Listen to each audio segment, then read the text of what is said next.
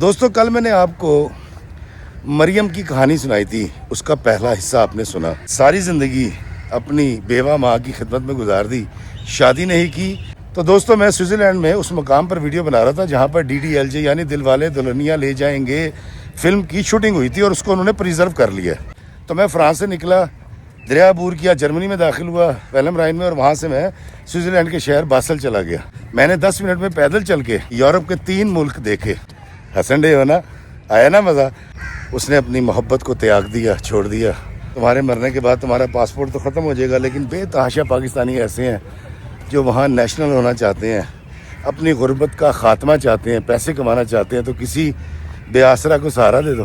Paper marriage کر لوں گی، ریلیشن نہیں بناؤں گی، لیکن میں یہ احسان کرنے کے لیے تیار ہوں۔ میرے ورگے نو یورپ دا ویزا بھی شاید اس لیے ملیا سی کہ میں مریم ورگی نیک بہن دی کوئی مدد کرنی سی۔ اس وقت اس کو اس تکلیف سے نکالنے کے لیے ایک دلاسا دیا۔ میں نے کہا یار میں پوری کوشش کروں گا کہ کوئی ایسا رشتہ مجھے میسر آ جائے جس سے تیری شادی ہو جائے اور تجھے جرمنی کی نیشنلٹی مل جائے اور تیرے گھر کی غربت دور ہو جائے۔ السلام علیکم میرے عزیزوں اقارب، میرے عزیزوں، میں ہوں افتخار فی پیارے پاکستان کے سٹی آف لو لاہور سے۔ دوستو کل میں نے آپ کو مریم کی کہانی سنائی تھی، اس کا پہلا حصہ آپ نے سنا، جس میں نے آپ کو بتایا تھا کہ مریم جرمنی کے شہر ویلم رائن میں رہتی ہے، اس کا وہیں پر بزنس ہے، اور اس نے ساری زندگی اپنی بیوہ ماں کی خدمت میں گزار دی، شادی نہیں کی، حتیٰ کہ اس نے اپنے محبوب کو بھی انکار کر دیا شادی کرنے سے، صرف اس لیے کہ وہ چاہتا تھا کہ مریم اپنی والدہ کو کسی اولڈ ایج ہوم میں داخل کروا دے، گھر میں نہیں رکھنا چاہتا تھا۔ اس نے اپنی محبت کو تیاگ دیا، چھوڑ دیا، اور اپنی ساری زندگی اپنی ماں کے عشق میں گزار دی۔ ابھی یہ ساری خدمت مریم کی جاری تھی کہ اچانک اس کی ماں کی ڈیتھ ہو گئی۔ مریم اکیلی رہ گئی، انزائٹی کا شکار ہو گئی، اور مریم نے پھر مجھ سے رابطہ کیا۔ میں نے اس کی کچھ دلجوئی کی، اس کو صدمے سے نکالا، اور میں نے اس کو مشورہ یہ دیا کہ مریم تم شادی کر لو، لیکن مریم نے کہا میں شادی نہیں کر سکوں گی، عمر 50 سال ہو گئی ہے، کون کرے گا شادی۔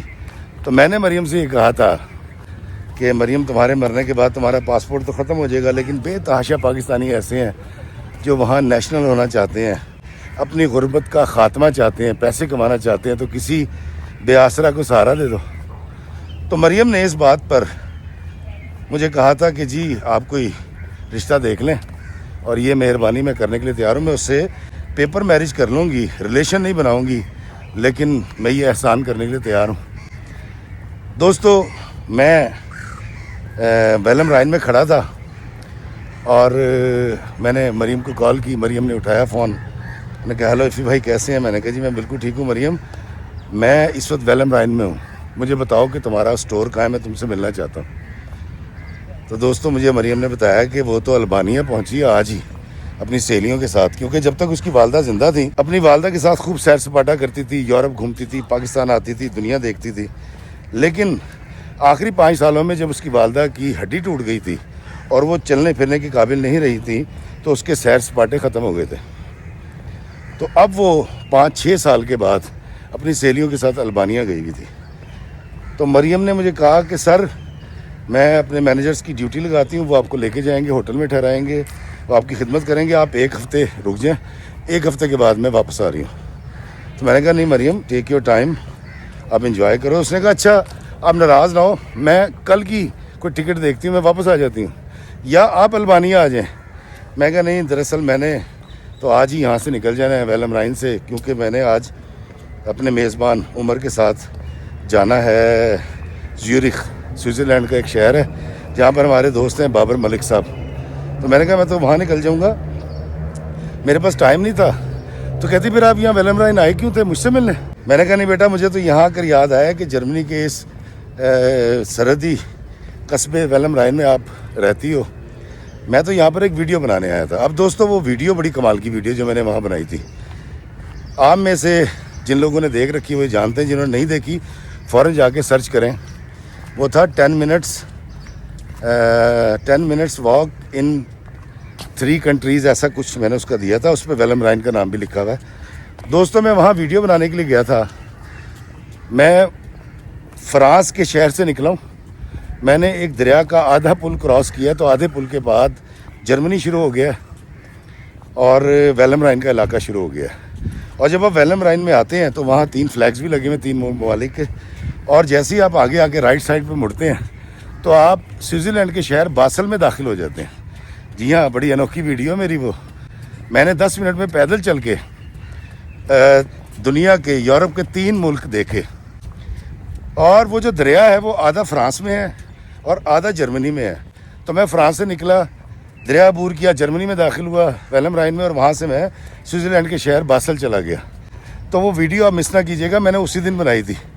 خیر دوستو, وہ بڑی بیچاری افسردہ ہوئی اور اس نے کہا کہ افتخار بھائی اگر آپ پہلے بتا دیتے تو میں یقیناً یہ پروگرام کینسل کر دیتی. میں نے کہا بیٹا مجھے خود نہیں پتا تھا, میرا میزبان ہے عمر, بہاڑی کا لڑکا ہے, بڑا اچھا جرمنی ہوتا ہے, تو وہ مجھے یہاں پر لے کر آیا. اور اب یہاں سے مغرب سے پہلے ہم نکل جائیں گے اور یہ مجھے سوئٹزرلینڈ چھوڑ دے گا.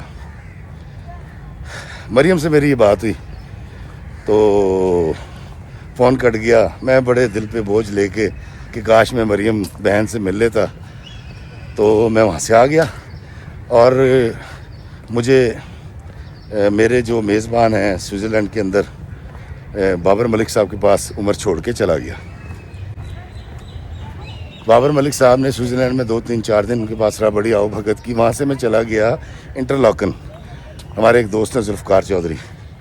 تو دوستوں میں سوئٹزرلینڈ میں اس مقام پر ویڈیو بنا رہا تھا جہاں پر DDLJ یعنی دل والے دلہنیا لے جائیں گے فلم کی شوٹنگ ہوئی تھی, اور اس کو انہوں نے پریزرو کر لیا. وہ ویڈیو بھی آپ دیکھیے گا. تو میں جب وہاں پہنچا ہوں تو ایک گروپ آیا نوجوانوں کا, انہوں نے مجھے پہچان لیا تھا. دوستو یہ 4-5 نوجوان تھے جن کا تعلق پاکستان کے مختلف علاقوں سے تھا, اور یہ جرمنی کے شہر ہائیڈلبرگ میں کسی یونیورسٹی میں PhD کر رہے تھے, اور آج یہاں پر گھومنے کی غرض سے آئے تھے. ان بچوں نے مجھے پہچانا, ہم نے تصویریں بنائیں, بڑا اچھا وقت گزرا. جب میں وہاں سے رخصت لینے لگا تو ایک بچہ جس کا نام انور تھا اور اس کا تعلق راجن پور سے تھا, وہ مجھے سائڈ پہ لے گیا. اس نے کہا سر مجھے آپ سے ایک بات کرنی ہے اور مجھے آپ کی مدد چاہیے. تو میں نے کہا کہ جی ہاں بتائیں. تو اس نے مجھے ایک انور نے کہا کہ سر میرا تعلق جو ہے وہ راجن پور سے ہے, میں ایک بہت غریب گھرانے سے تعلق رکھتا ہوں, اور میں نے اپنی زمین اور ایک گھر بیچ کے نا PhD کی فیس جمع کرائی تھی جرمنی کے شہر ہائیڈلبرگ کی ایک یونیورسٹی میں, اور میں PhD کرنے کے بعد یہاں سے واپس نہیں جانا چاہتا. میری PhD کمپلیٹ ہونے والی ہے, اور جب یہ کمپلیٹ ہو جائے گی تو مجھے جرمنی چھوڑنا پڑے گا. اور اگر میں واپس چلا گیا اور میرا یہاں پر کوئی مستقل سکونت کا بندوبست نہ ہو سکا تو میں نہ قرضہ اتار سکوں گا اور نہ ہی میرے گھر کی غربت ختم ہو سکے گی. تو میں نے کہا بھائی میں آپ کی کیا مدد کر سکتا ہوں. اس نے کہا سر آپ پوری دنیا گھومتے ہیں, لوگ آپ کو جانتے ہیں, آپ کے فین ہیں, کیا آپ میرے لیے کسی رشتے کا ارینج کر سکتے ہیں؟ میں کسی لڑکی سے شادی کر لوں, بے شک بیوہ ہو, طلاق یافتہ ہو, مجھے اس سے کوئی فرق نہیں پڑتا, اور میں اس کی بڑی خدمت کروں گا. اور اگر وہ صرف پیپر میرج کر لے, میں اس کو کچھ ماہانہ دینا شروع کر دوں گا, جو کہ عموماً ہوتا بھی تھا, اب بہت کم ہوتا ہے لیکن ہوتا ہے. تو میں نے کہا یار تم منہ اٹھا کے کیوں آ گیا؟ اس نے کہا جی مجھے ایجنٹ نے بتایا تھا کہ وہاں آپ جائیں گے, کسی بھی جرمن لڑکی سے آپ شادی کریں گے پیپر میرج, اس کو 1000-1500 یورو آپ مہینے کا دیا کریں گے, اور پھر ایک وقت آئے گا کہ آپ کو وہ ڈاکومنٹس دلوا دے گی. تو میں نے کہا یہ ہوا؟ کہتا نہیں سر مجھے تو کوئی ملی نہیں جرمن لڑکیاں, اور میں یہاں سے واپس نہیں جا سکتا. انور سامنے رنگت کا اور براؤن اس کے جو ہیں وہ آنکھوں کے پردے تھے, لمبا تڑنگا خوبصورت نوجوان تھا, رونے لگ گیا. میں اس کو گلے لگایا, میں کہ یار اللہ خیر کرے گا, لیکن میں پوری کوشش کروں گا کہ میں کسی فیملی کو اس بات پہ قائل کر سکوں جرمنی کے اندر کہ وہ اپنی بیٹی تجھے دے دیں اور تیری یہاں پر کوئی مستقل رہائش کا بندوبست ہو جائے. اچھا دوستو یہ ساری باتیں یہ میں صرف اس کو دلاسا دے رہا تھا. میرے پاس جرمنی کے اندر بہت سارے دوست ہیں, لیکن جو اسٹرینتھ میرے پاس UK کے اندر ہے نا, فیملیز اور تنظیمیں، جو ادبی تنظیمیں اور بے تحاشا لوگ جانتے ہیں. جرمنی میں لوگ مجھے جانتے ہیں لیکن میں ان لوگوں کو نہیں جانتا، میرا ان سے انٹریکشن نہیں ہے. جانتے پوری دنیا میں، لیکن بات تو انٹریکشن کی ہے نا. تو میں نے صرف اس وقت اس کو اس تکلیف سے نکالنے کے لیے ایک دلاسا دیا. میں نے کہا یار میں پوری کوشش کروں گا کہ کوئی ایسا رشتہ مجھے میسر آ جائے جس سے تیری شادی ہو جائے اور تجھے جرمنی کی نیشنلٹی مل جائے اور تیرے گھر کی غربت دور ہو جائے. بڑا خوش ہوا. اس نے میرا نمبر مانگا، میں نے اس کو اپنا نمبر بھی دے دیا اور وہاں سے میں ٹٹلس کی پہاڑیوں میں چلا گیا سیر کرنے. میں وہاں سے گھومتا پھرتا کوئی 4-5 دن کے بعد واپس یو کے، اور یو کے سے میں پاکستان آ گیا. اب دوستو 15-20 دن گزر گئے. مجھے روزانہ انور کا میسیج آتا تھا. کبھی گڈ مارننگ کہہ رہا ہے، کبھی جمعہ مبارک کہہ رہا ہے، کبھی کچھ کہہ رہا ہے. دراصل وہ مجھے ریمائنڈر دے رہا تھا کہ یار میں تانوں ایک کام کیا ہے، میرا کام کرتے ہو. ایک دن میں ڈسکس کر رہا تھا، میں نے اپنی بیوی سے کہا، میں کہا دیکھ بیگم، یہ کیسا بچہ ہے یار. اس نے مجھے کہا کہ میری جرمنی میں کسی لڑکی سے شادی کروا دیں تاکہ میں وہاں کا پاسپورٹ لے سکوں. تو میں اس کی کیا مدد کر سکتا ہوں؟ تو دوستو ایک دم سے میری بیوی نے کہا، کہتی وہ مریم ہے نا، مریم سے بات کریں، وہ مدد کرنے کے لیے تیار تو ہے. او مائی گاڈ. میں نے دوستو مریم کو کال کی. میں نے جب کال کی تو مریم نے اٹھاتی مجھے کہا، انہوں نے کہا افتخار بھائی ویری سوری، میں بس 7-8 دن کے بعد آ تو گئی تھی لیکن یہاں پر اتنے کام تھے، شاپنگ مال کے مسائل تھے اور کچھ قانونی چارہ جوئیاں کرنی تھی تو میں مصروف رہی، میں آپ سے رابطہ نہیں کر سکی. میں نے آپ سے معافی مانگنی تھی کہ آپ میرے شہر میں آئے اور میں یہاں پر آپ کی میزبانی کے لیے موجود نہ تھی. میں نے کہا نہیں بیٹا کوئی بات نہیں. اور کیسا رہا؟ اس نے کہا بہت اچھا رہا. میں کہا مریم میں سوئٹزرلینڈ گیا تھا اور مجھے وہاں ایک لڑکا ملا انور، اور وہ پاسپورٹ کے لیے شادی کرنا چاہتا ہے. تو اس نے کہا ٹھیک ہے افتخار بھائی، میں اس کو باقاعدہ سوچ چکی ہوں اور میں ہیلپ کرنے کے لیے تیار ہوں، اور اگر اس کے بعد جاب بھی نہیں ہوگی تو میں اس کو جاب بھی بڑی اچھی دے سکتی ہوں، کوئی مسئلہ نہیں ہے. اسے میرا نمبر دے دیں. اسے کہا مجھ سے رابطہ کر لیں. میں کہا اللہ آپ کا بھلا کرے، لیکن کہتی اس کو صاف صاف بتا دیجیے گا کہ یہ کانٹریکٹ ہوگا اور یہ میں اس پہ مہربانی کر رہی ہوں کیونکہ میرا ذہن آپ نے بنایا ہے، تو یہ کسانی کا ایک طریقہ ہے، اس کا بھلا ہو جائے گا. اور مریم کافی بہتر ہو چکی تھی. اب میں نے اس سے مذاق مذوق بھی کیا اور سب کچھ.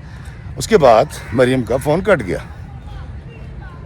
اب دوستوں میں نے انور کو مریم کا نمبر دیا اور اس کو میں نے سمجھایا کہ میری جان یہ صرف ایک پیپر میرج ہوگی، جب تک تمہیں جرمنی کا پاسپورٹ نہیں ملتا اس کے بعد یہ ڈیزالو ہو جائے گی. اس نے کہا ٹھیک ہے. بہت شکریہ ادا کیا اس نے، بڑی دعائیں دی انور نے. مجھے کوئی تقریباً 6 گھنٹے کے بعد مریم کا آڈیو میسیج آیا کہ انور کا مجھ سے رابطہ ہو گیا، فردر جو ہوتا ہے میں آپ کو بتاتی ہوں. دوستو اس کے بعد میں عمرہ پہ چلا گیا. الجبیل کے اندر، الجبیل انٹرنیشنل اسکول کے اندر میری اسپیچ تھی. میں وہاں سارا تقریر کی اور گھوما، پھر عمرے پہ گیا، آقا کریم صلی اللہ علیہ وسلم کے دربار پہ حاضری دی، اور پھر میں وہاں سے بحرین چلا گیا. اس سے پہلے میں یورپ سے آ کے وہاں چلا گیا تھا. عمان جب گیا تھا سلالہ گھومتا رہا.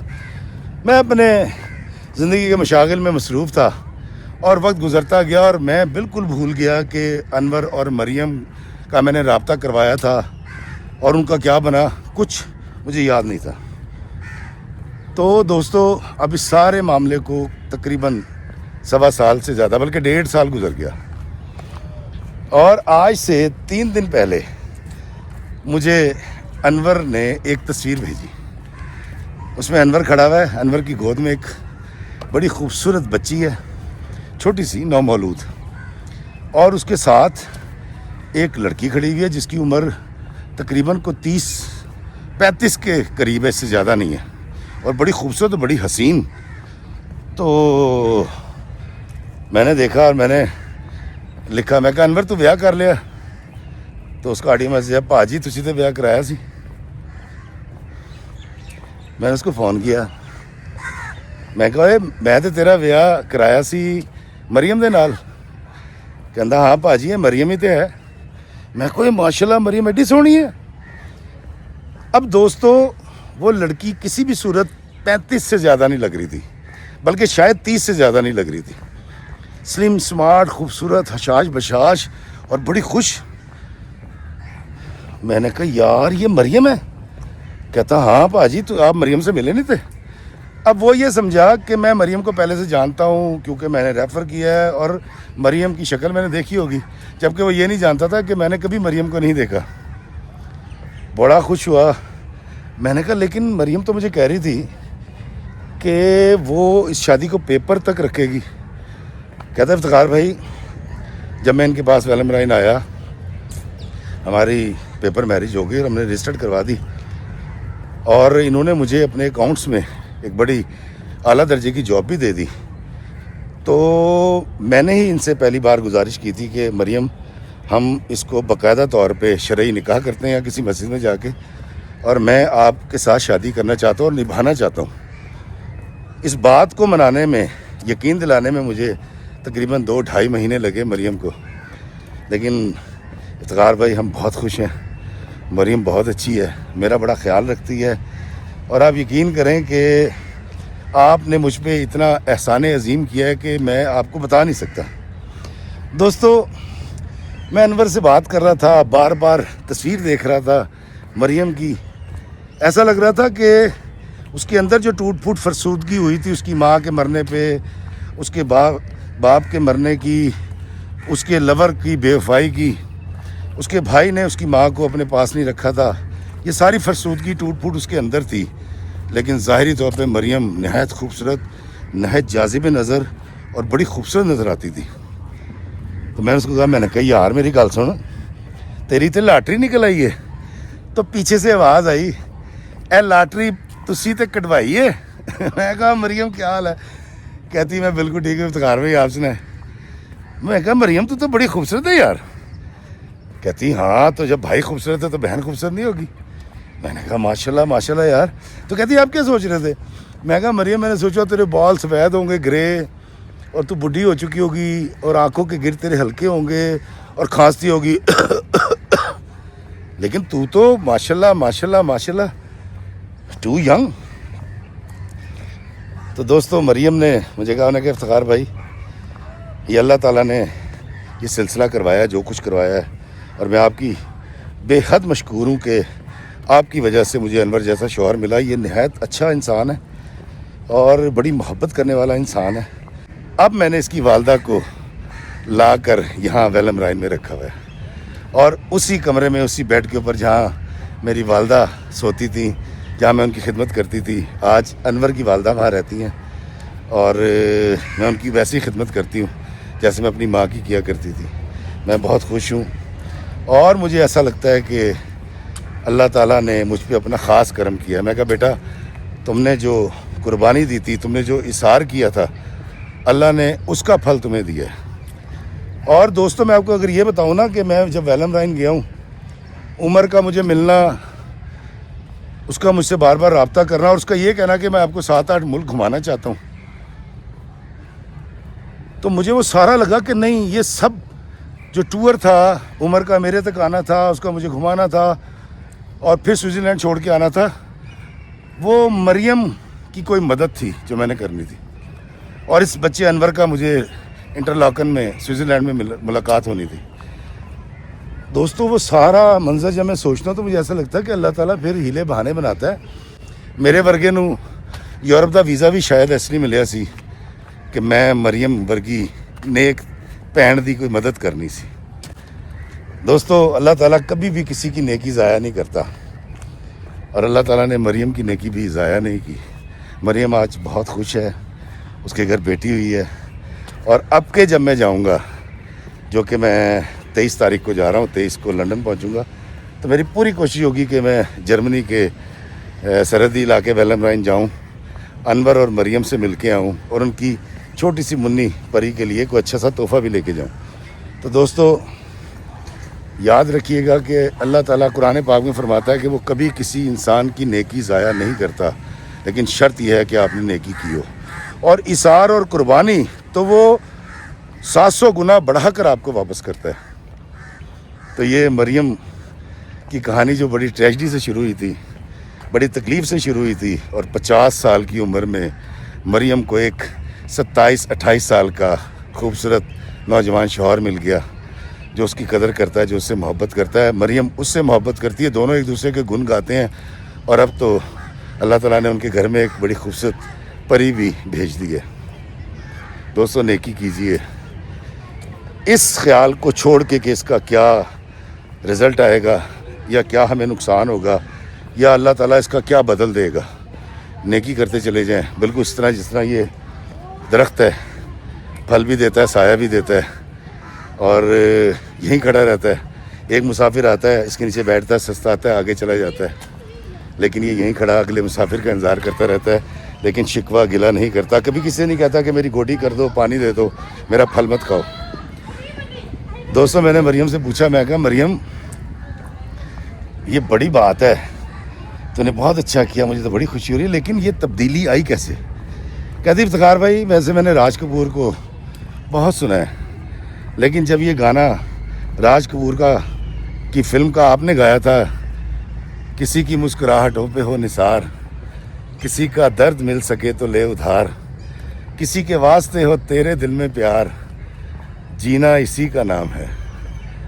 تو میں نے سوچا کہ میں کسی کی مسکراہٹوں پہ نثار ہو جاتی ہوں اور انور کا درد مجھے ادھار ملتا ہے تو میں لے لیتی ہوں, لیکن مجھے نہیں پتا تھا کہ یہی انور کا درد میرے لیے دوا بن جائے گا, مرہم بن جائے گا. اللہ تعالیٰ ہمیں اپنوں پہ اور اپنے ارد گرد کے لوگوں پہ رحم کرنے کی, اثار کرنے کی توفیق عطا فرمائے. اللہ ہمیں آسانیاں عطا فرمائے اور آسانیاں تقسیم کرنے کا شرف عطا فرمائے, آمین. ہسن ڈے ہو نا, آیا نا مزہ؟ اینو شیئر بھی کرو تے میرے اگلے ویڈیو کا انتظار کرو. السلام علیکم ورحمۃ اللہ وبرکاتہ.